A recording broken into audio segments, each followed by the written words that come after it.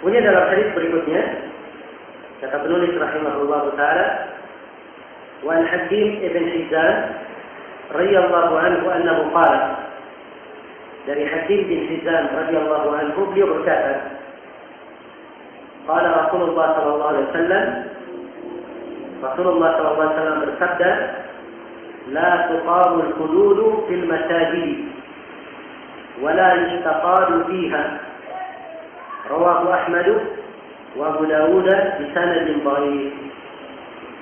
Ya. Dari Hakim bin Hizam radhiyallahu anhu beliau berkata, Rasulullah sallallahu alaihi wasallam bersabda, la tuqamul hudud fil masajid. Hukum-hukum had tidaklah ditegakkan di masjid. Hukum-hukum had tidaklah ditegakkan di masjid. Wala yustaqadu fiha, dan tidak boleh dilakukan qisas di dalamnya. Tidak boleh dilakukan qisas di dalamnya. Ya. Istaqad dari kata al-qawad. Al-qawad itu artinya qisas. Artinya qisas. Ya. Kata beliau dikeluarkan oleh Imam Ahmad dan Abu Dawud dengan sanad yang dhaif, dengan sanad yang lemah. Ya, di dalam sanadnya terdapat rawi yang bernama Zufar ibn Watimah. Zufar bin Watimah ini majhul. Beliau majhul, tidak dikenal. Itu cacat yang pertama. Dan cacat yang kedua, Zufar ini tidak berjumpa dengan Hakim ibn Hizam.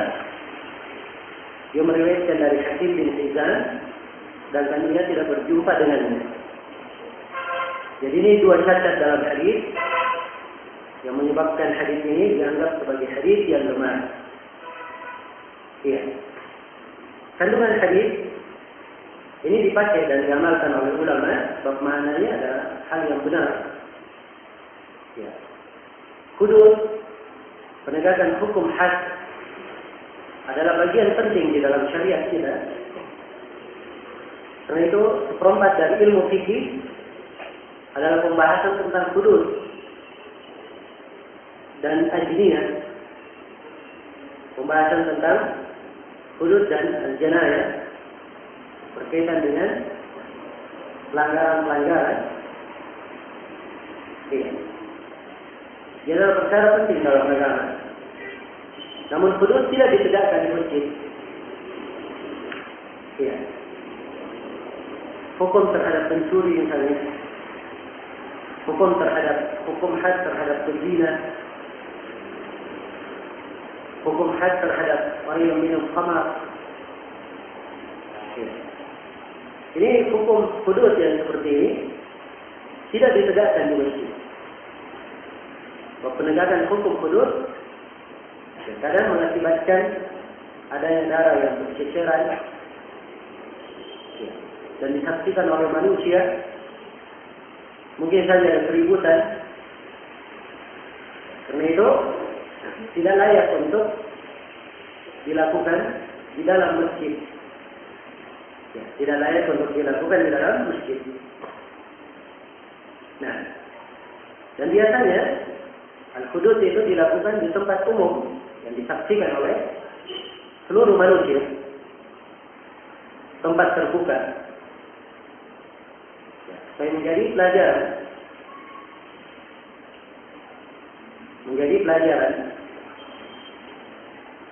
Ya. Dan hendaknya ada sebagian dari kaum muslimin yang menyaksikan hal itu. Karena maksud dari hudud adalah untuk menahan. Dari kata al-had, had itu menahan. Menahan seseorang untuk berlaku zalim dan menahan seseorang untuk jatuh di dalam dosa. Karena itu dijatuhkan hukum-hukum had agar supaya menahan seseorang itu. Maka hudud ini tidak ditegakkan di masjid. Demikian pula wala yustaqad. Al-qawad atau al-qisas, qisas bagian dari syariat kita. Ya. Bagian dari syariat kita, dan qisas adalah syariat yang sangat indah bagi umat Islam. Allah berfirman, "Walakum fil qisasi hayatun ya ulil albab." Dan pada qisas itu ada kehidupan bagi kalian, wahai ulul albab, orang-orang yang mempunyai hati. Jadi qisas, penegakan hukum qisas dianggap kehidupan. Dianggap kehidupan di dalam syariat. Jadi ini pembahasan yang sangat agung tentang pentingnya menegakkan hukum-hukum Islam di dalam peradilan. Karena di dalam penegakan hukum-hukum tersebut, itulah kehidupan bagi manusia. Itulah kehidupan bagi manusia. Orang yang terzalimi dijaga haknya, dan orang yang menzalimi juga telah ditentukan hukumannya. Maka ia adalah murni keadilan yang menjaga keseimbangan di tengah manusia dan kebaikan di tengah manusia. Iya. Bagaimana al-hudud, al-qisas juga tidak dilakukan di masjid. Tidak dilakukan di masjid. Ya. Karena dikhawatirkan itu akan menyebabkan masjid tersebut dipengaruhi oleh ceceran-ceceran darah, misalnya kalau ada qisas yang mengakibatkan darah tercecer, atau menyebabkan adanya keributan. Dan masjid itu bukan untuk tempat ribut-ribut. Karena itu suatu hari Nabi Sallallahu Alaihi Wasallam mendengar suara gaduh dari sebagian sahabat di masjid. Maka beliau berteriak, berkata, "Iyyakum wahai syatil aswar." Hati-hati kalian dari suara gaduh di masjid. Masjid adalah tempat bermunajat kepada Allah. Seorang beretika dan beradab di dalamnya, merendah diri, menundukkan suaranya di dalam masjid, tidak mengangkat suaranya. Apalagi banyak orang yang berada di masjid, ada orang-orang yang berada di masjid yang melakukan ibadah.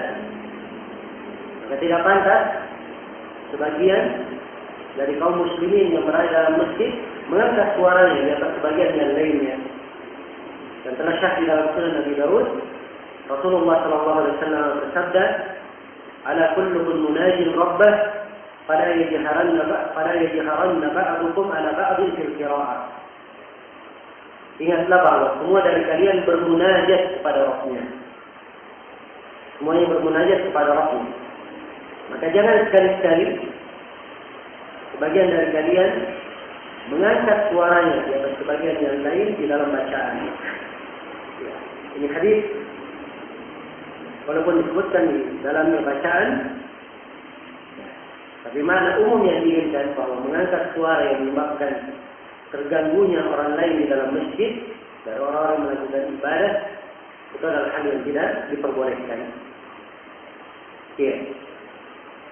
Baik, jadi saya katakan tadi hadisnya lemah.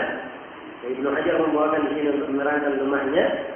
Tapi kandungan dari hadis adalah hal yang diterima oleh para ulama dengan dalil-dalil yang lain.